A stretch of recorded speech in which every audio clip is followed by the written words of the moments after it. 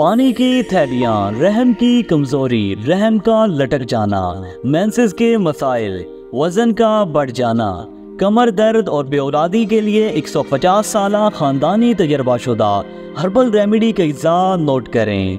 हल्दी 20 ग्राम, मुलट्ठी 20 ग्राम, सौंफ 20 ग्राम, रेवन खताई 40 ग्राम, सुहागा फ्राई पैन में बरिया करदा 20 ग्राम।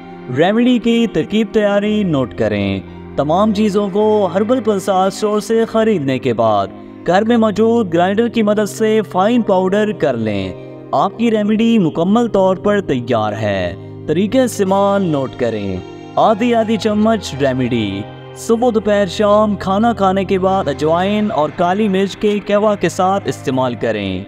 इंतहाई अहम चीज़ नोट करें, बेऔलादी से कैंसर तक किसी भी मर्ज की 150 साला खानदानी तजर्बाशुदा हर्बल मेडिसिन घर बैठे मंगवाने के लिए आपकी स्क्रीन पर व्हाट्सएप नंबर मौजूद है। सिर्फ एक फ़ोन कॉल आपकी ज़िंदगी बदल सकती है।